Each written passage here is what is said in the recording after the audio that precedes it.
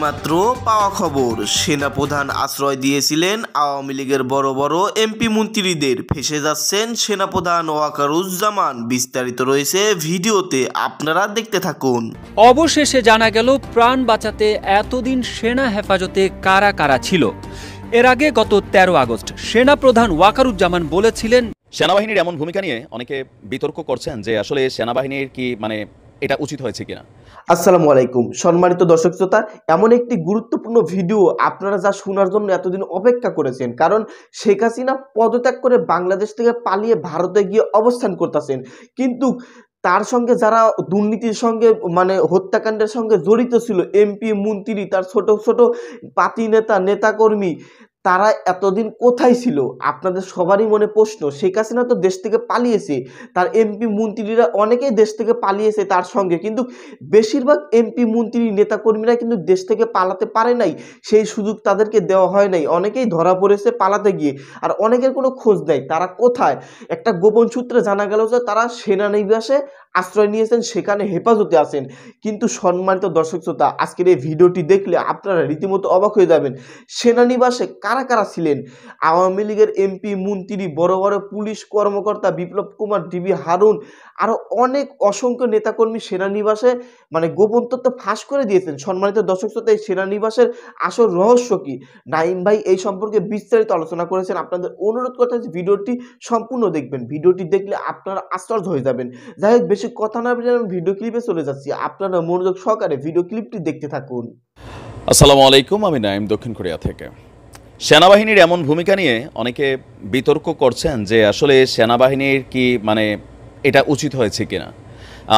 যারা এই অসাধু কর্মকর্তা বা ব্যক্তিরা ছিল তাদেরকে কেন সেনাবাহিনী আশ্রয় প্রশ্রয় দিয়েছে, তাদের প্রত্যেককে খোলা মাঠে ছেড়ে দেখ, আর আওয়ামী বিরোধী যে শক্তিরা আছে তারা মনের সুখে একটু হাতের সুখ নিয়ে আনে। কিন্তু বিষয়টা এখানে সাংঘর্ষিক, খেয়াল রাখতে হবে। একজন ব্যক্তি যত বড়ই অপরাধী হোক, বাংলাদেশের যেই সিস্টেম হচ্ছে, বাংলাদেশ না সারা পৃথিবীতে, তাকে আইনের আওতায় এনে বিচার করতে হবে। তো সেইটার জন্যই পেশাগত দায়িত্বের দিক থেকে সেনাবাহিনী এই কাজ করতে পারে না, যার কারণেই তারা কিন্তু তাদেরকে আশ্রয় দিয়েছে, এটা আমরাও বুঝি।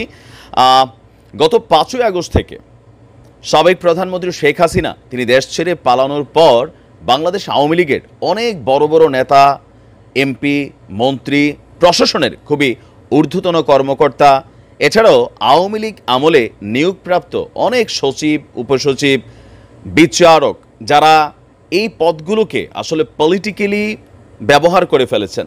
রাজনীতিবিদ যারা আছেন তারা তো আলাদাই, আর বাকি যারা আছেন বিভিন্ন জায়গাতে যারা দুর্নীতি করেছেন বা তারা প্রাণের শঙ্কা ফিল করছেন, তৎকালীন সময়ে তারা তাৎক্ষণিকভাবে সেনাবাহিনীর আশ্রয় চেয়েছে। দর্শক, এ পর্যন্ত হাজার হাজার আওয়ামী লীগের নেতাকর্মী, এমপি, মন্ত্রীরা উধাও, তাদেরকে খুঁজে পাওয়া যাচ্ছে না, বলা হচ্ছে ঘাপটি মেরেছে। তো আমরা আজকে দেখি যে 5ই আগস্টের পর থেকে এ পর্যন্ত আমাদের সেনাবাহিনীর কাছে কতজনকে আশ্রয় দিয়েছে।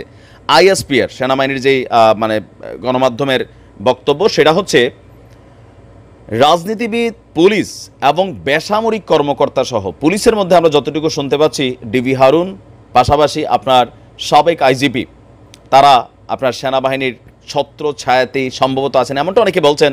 তো যেহেতু পুলিশের উচ্চারণটা আসছে, এখানে বোঝাই যাচ্ছে রাজনীতিবিদ, পুলিশ এবং বেসামরিক কর্মকর্তা সহ 626 জনকে সেনানিবাসে আশ্রয় দেওয়া হয়েছিল বলে জানিয়েছে আন্তঃবাহিনী জনসংযোগ অধিদপ্তর, আইএসপিআর। আজকে এক সংবাদ বিজ্ঞপ্তিতে বলা হয়েছে, সারা দেশে ছাত্র জনতার আন্দোলনে রাজনৈতিক পট পরিবর্তনের ফলে আইন শৃঙ্খলা পরিস্থিতির ব্যাপক অবনতি হয়। সে সময় প্রাণহানির সংখ্যায় 5 জন বিচারক, 24 জন রাজনীতিবিদ, 28 জন পুলিশের কর্মকর্তা, 487 জন পুলিশ সদস্য, 19 জন বেসামরিক প্রশাসনের কর্মকর্তা এবং বিভিন্ন পাবলিক বিশ্ববিদ্যালয়ের কর্মকর্তা 12 জন এবং তাদের পরিবারের 51 জনকে বাংলাদেশের বিভিন্ন সেনানিবাসে আশ্রয় দিয়েছিল সেনাবাহিনী। পরবর্তীতে পরিস্থিতির উন্নতি হওয়ায় 615 জন নিজ উদ্যোগে সেনানিবাস থেকে চলে যায়। এছাড়া এখন পর্যন্ত 4 জনকে অভিযোগ বা মামলার ভিত্তিতে আইন শৃঙ্খলা রক্ষাকারী বাহিনী পুলিশের কাছে হস্তান্তর করা হয়েছে। বর্তমানে 3 জন এবং তাদের পরিবারের 4 জন সহ মোট 7 জন সেনানিবাসে আছেন। তাহলে আমরা ধরতে পারি যে 615 জন নিজ নিজ উদ্যোগে চলে গেছে, তারা কারা? আপনাদের খেয়াল থাকার কথা, 5ই আগস্ট বিকেলবেলা এয়ারপোর্টস ব্লক করে দেওয়া হলো, যেন এয়ারপোর্ট থেকে কেউ পালাইতে না পারে। একটা ইমার্জেন্সি সিচুয়েশন ছিল। তো সেই সিচুয়েশনটাতে যেহেতু এখানে আভ্যন্তরীণ আন্তর্জাতিক অনেকগুলো ফ্লাইট পরিচালনা হচ্ছে, একটা ঝামেলা পাকাই গেল। পরবর্তী সময় সম্ভবত 14 বা 18 ঘন্টা পরে ফ্লাইট আবারও খুলে দেওয়া হলো। তো এয়ারপোর্ট থেকে ধাপে ধাপে অনেকেই আপনার আস্তে আস্তে কিন্তু বাংলাদেশ ছেড়ে চলে গেছেন। আবার অনেকে ভারত সীমান্ত দিয়ে কিন্তু ভারতে চলে গেছেন, অনেকে প্রতিবেশী রাষ্ট্রগুলোতেও পালিয়ে গেছেন। তবে আওয়ামী লীগের বড় সংখ্যক, গণমাধ্যমের তথ্য অনুযায়ী 90 থেকে 100 জন এমপি মন্ত্রী যারা বড় মাপের মানুষ আছেন, তারা বাংলাদেশ ছেড়ে এই ঘটনার আগে পিছনে চলে গেছেন, বা তাদের পরিবারের সদস্যরা চলে গেছেন। কিন্তু বাকি যারা ছিল বাংলাদেশে, অনেকে ভারতে পলায়ন করেছে, অনেকে এখনও বিভিন্ন জায়গায় আত্মগোপন করে আছে। তবে আত্মগোপনটা কারা করছে, আমি বিশ্বাস করি কোনো পরিচ্ছন্ন আওয়ামী লীগের রাজনীতিবিদ তিনি আত্মগোপন করেন নাই। আবার কিছু কিছু ক্ষেত্রে হয়তো করা লাগছে, কারণ গুজবে বাঙালি, আমাদের বাঙালিদের মধ্যে এই একটা কি বলা হয় যে হায়না মেন্টালিটির অ্যাক্টিভিটিস আছে। বিপরীত দলের মানুষটা ভালো না খারাপ দেখার সময় নাই। আওয়ামী লীগ বললে ঝাঁপাই পড়ো, বিএনপি বললেই ঝাঁপাই পড়ো, জামাত বললেই ঝাঁপাই পড়ো, এই মেন্টালিটিটা গত 53 বছরে তৈরি হয়েছে। আর এজ এ রেজাল্ট সেনাবাহিনীর কাজ হচ্ছে দেশ এবং জনগণকে নিরাপত্তা দেওয়া। তো সেই জনগণ কি দুর্নীতিবাজ নাকি ভালো, সেইটা আসলে ওই মুহূর্তে আইনশৃঙ্খলা রক্ষাকারী বাহিনী দেখে না। সেনাবাহিনীর বক্তব্য হচ্ছে যে ওই মুহূর্তে অন ইমার্জেন্সি সিচুয়েশন সেনাবাহিনীর দায়িত্ব ছিল যেন প্রাণহানির ঘটনাগুলো না ঘটে, সেই কারণে সেনাবাহিনী এই দায়িত্বটা নিয়েছে। তো এখন কারা কারা ছিল বা এখনও কারা আছে, এটা নাম পরিচয় সহ স্পেসিফিকলি এখনও আসে নাই, হয়তো বা সামনেগুলা প্রকাশ করা হবে। অবশেষে জানা গেল প্রাণ বাঁচাতে এতদিন সেনা হেফাজতে কারা কারা ছিল। এর আগে গত 13 আগস্ট সেনাপ্রধান ওয়াকারুজ্জামান বলেছিলেন, যাদের উপর হামলার হুমকি রয়েছে তাদের আমরা আশ্রয় দিয়েছি। সেনাপ্রধান এ কথা বলার পর থেকেই সবার কৌতূহল ছিল কারা আছে সেনা হেফাজতে। সেখানে কি আওয়ামী লীগের সাধারণ সম্পাদক ওবায়দুল কাদের, সাবেক ডিবি প্রধান হারুনুর রশিদ এবং সাবেক মহা পুলিশ পরিদর্শক চৌধুরী আবদুল্লাহ আল মামুন সহ অন্যান্যরা আছে?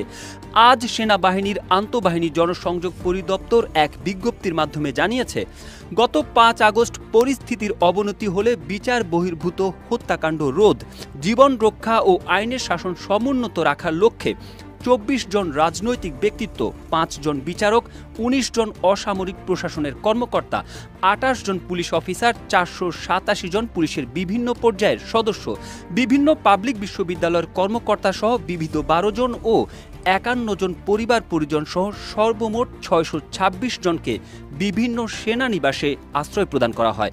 পরিস্থিতির উন্নতির সাপেক্ষে 615 জন স্ব-উদ্যোগে সেনানিবাস ত্যাগ করেন। কেউ না বুঝলেও আমরা আপনার প্রয়োজন বুঝি, আর তাই তো অত্যাধুনিক ফিচার সম্বলিত বিভিন্ন সাইজ আর কালারের 250-টিরও বেশি ডিজাইন অপশন নিয়ে ওয়ালটন স্মার্ট ফ্রিজ বোঝে আপনার প্রয়োজন। বিচার বহির্ভূত হত্যাকাণ্ড রোধ, জীবন রক্ষা ও আইনের শাসন সমুন্নত রাখার লক্ষ্যে সেনাবাহিনী যাদেরকে আশ্রয় দিয়েছিলেন তাদের মধ্যে পুলিশের সংখ্যাই সবচেয়ে বেশি। আইএসপিআর জানায়, আশ্রয় দেওয়া ব্যক্তিদের মধ্যে এ পর্যন্ত 4 জনকে তাদের বিরুদ্ধে অভিযোগ বা মামলার ভিত্তিতে আইনশৃঙ্খলা রক্ষাকারী বাহিনীর কাছে হস্তান্তর করা হয়েছে। বর্তমানে 3 জন ও তাদের পরিবারের 4 জন সদস্য সহ মোট 7 জন সেনানিবাসে অবস্থান করছেন। এক্ষেত্রে সেনাবাহিনীর পক্ষ থেকে সংশ্লিষ্ট মন্ত্রণালয়কে সকল তথ্য দেওয়া হয়েছে। প্রবল গণ আন্দোলনের মুখে গত 5 আগস্ট আওয়ামী লীগ সরকারের 15 বছরের শাসনের অবসান ঘটে। প্রধানমন্ত্রীর পদ ছেড়ে ভারতে পালিয়ে যান শেখ হাসিনা।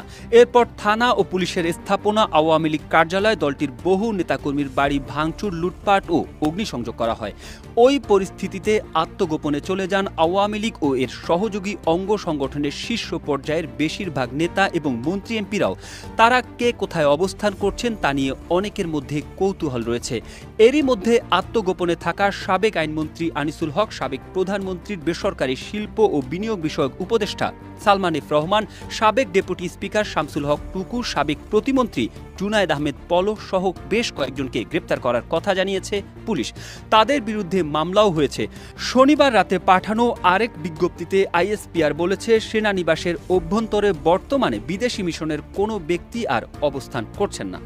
সম্মানিত দর্শক শ্রোতা, আপনারা বিস্তারিত ভিডিওতে দেখতে পারলেন সেনানিবাসের বর্তমান অবস্থা। তাদের ওখানে কারা কারা আশ্রয় নিয়েছিলেন, প্রায় 600+ লোক সেখানে আশ্রয় নিয়েছিলেন সেনানিবাসে, কিন্তু এখন তাদের খোঁজ পাওয়া যাচ্ছে না। তারা কোথায় গেল? তারা দেশ থেকে পালিয়ে গেছে নাকি দেশেই আছে? সম্মানিত দর্শক শ্রোতা, সেনাপ্রধানের কাছে এটাই প্রশ্ন। আওয়ামী লীগের এমপি মন্ত্রীদের যে দেশে আশ্রয় দিয়েছিলেন, তাদেরকে যে হেফাজত করেছিলেন, তারা এখন কোথায়? তাদের প্রত্যেককেই আইনের আওতায় নিয়ে আসা হবে, এমনই কথা বলতেছেন বিএনপির অসংখ্য নেতাকর্মী এবং এদেশের ছাত্র সমাজ এবং সাধারণ জনগণ।